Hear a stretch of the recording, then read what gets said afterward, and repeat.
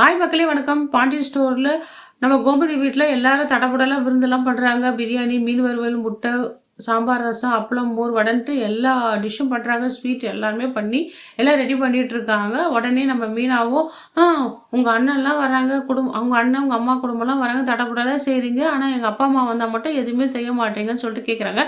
அப்படிலாம் யார் சொன்னது மீனா? உங்கள் அப்பா அம்மாவும் வரட்டும், நானும் அவங்களுக்கு விருந்து வைக்கிறேன்னு சொல்லிட்டு எல்லாம் சமாஷா பேசிகிட்டு இருக்காங்க. சரவணன் கொஞ்சம் பயப்படுறாரு. என்னம்மா மாமாலாம் வராங்க, எதனா பிரச்சனை பண்ணுவாங்களா, இல்லை ஒழுங்காக இருப்பாங்களா என்னன்னு தெரியலையே அப்படின்றாங்க. அதெல்லாம் ஒன்றும் நடக்காதுடா, எல்லாமே நல்லா தான் நடக்கும்ன்றாங்க. ராஜு முகத்தில் அவ்வளோ சந்தோஷம்.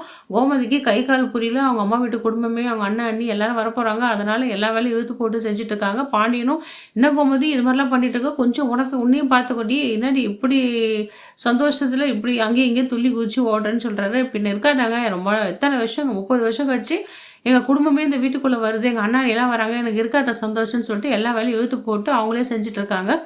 பசங்களுமே எல்லாமே மாமாலாம் வராங்க, எல்லாமே ஒரு பக்கம் சந்தோஷமாக தான் இருக்காங்க. அப்போ சொல்கிறாங்க, என்னப்பா இந்த வீட்டுக்கு போகிறோம், வெறும் எழுத போக முடியாது, பூ பழம் ஸ்வீட்லாம் வாங்கிட்டு போனோம் அப்படின்ன உடனே நம்ம சக்தி வேலை வறண்டு பிடிக்கிறாரு. என்னதான் எதிர் வீட்டுக்கு தானே போகிறோம், இதுக்கெல்லாம் ஏன் இவ்வளோ அலப்பறை பண்ணிவிட்டு, அது எப்படிப்பா முதல்ல அந்த வீட்டுக்கு போகிறோம், ஏன்னா வாங்கிட்டு போனோம்ல அப்படின்றாங்க.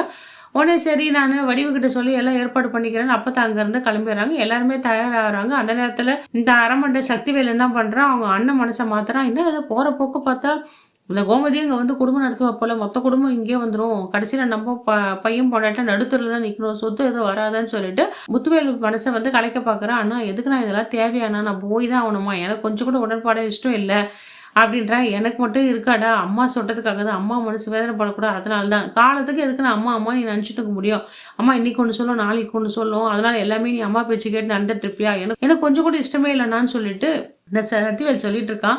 சரி விடுடா, நம்ம போவது விட்டுடலாமான்னு சொல்கிறான். அது எப்பறம் தப்பாயிடும்டா, அம்மா மனசு வேதனைப்படும், இந்த ஒருத்தர் தானே போயிட்டு வந்தாலும் அதுக்கப்புறம் நம்ம எங்கே போக போகிறோம்னு சொல்லிட்டு முத்துவேல் சொல்கிறாரு.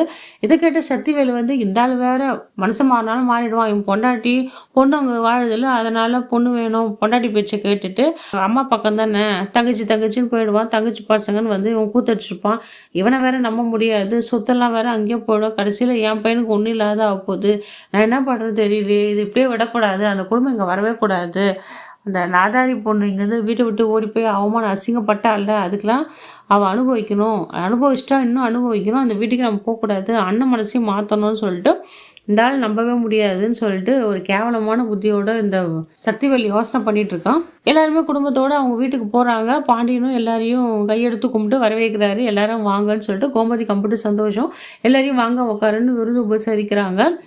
சுகன்யாவை பார்த்து கேட்குறாங்க, நல்லா இருக்கே சுகன்யாட்ட, இப்போயாச்சும் என்னை பற்றி உங்களுக்கு தெரிஞ்சுது, அப்படி ஏமா எங்கள் வீட்டுக்கே வரலன்னு சொல்லிட்டு நம்ம கோமதி கேட்குறாங்க. நீங்கள் தான் என்ன எங்கள் வீட்டுக்காரையும் வெளியே வரக்கூடாது துரத்தி விட்டீங்களே, எப்படி நான் வர முடியும், என் புருஷன் இல்லாத இடம் எனக்கு மட்டும் எப்படி இருக்குன்னு அந்த இடத்துல செக் வைக்கிறாங்க. எல்லாரும் ஆச்சரியமாக பார்க்குறாங்க. என்னடா இது பிரச்சனை வரப்போகுதுன்னு நினைக்கிறேன் அப்படின்ட்டு நம்ம பழனிவேலும் கடவுளே எல்லாரும் வாய் முட்டிருக்காங்க, நான் எப்படி இந்த நேரம் போகுது தெரியல, நீ இப்பொழுது இவ வேற வாய் திறந்துட்டு அக்கா வேற எதனா மனசு கஷ்டப்பட போகுதுன்னு சொல்லிட்டு யோசனை பண்ணிட்டு இருக்காரு மக்களே. அப்போதாக்கு ரொம்ப சந்தோஷம், ராஜிக்கு அவங்க அம்மா வந்துட்டாங்கன்னு சந்தோஷம், நம்ம அரசிக்கு பாட்டி வந்துட்டாங்க சந்தோஷம், எல்லாருமே சந்தோஷமா இருக்காங்க. எப்படி நகர போகுதுன்னு தெரியல, எல்லாரும் சந்தோஷமா சாப்பிட்டு போவாங்களா, இல்லைன்னா சத்திவேல் எதனா வாய் விட்டு பிரச்சனை பண்ண போறானா தெரியல. பாண்டியனுக்கு சந்தோஷமா தான் இருக்கு, பொறுத்து தான் பார்க்கணும் மக்களே. பாண்டியன் ஸ்டோரில் என்னென்ன நடக்குதுன்னு எதுவுமே வில்லங்க நடக்காம இருந்தால் சரி, விருந்து முடிகிற வரைக்கும் அதான் நானும் எதிர்பார்க்குறேன் உங்களை மாதிரி. இந்த வீடியோ உங்களுக்கு பிடிச்சிருந்தா லைக் அண்ட் ஷேர் கமெண்ட் பண்ணுங்கள். அடுத்த வர வீடியோவில் உங்களை சந்திக்கிறேன். நன்றி, வணக்கம்.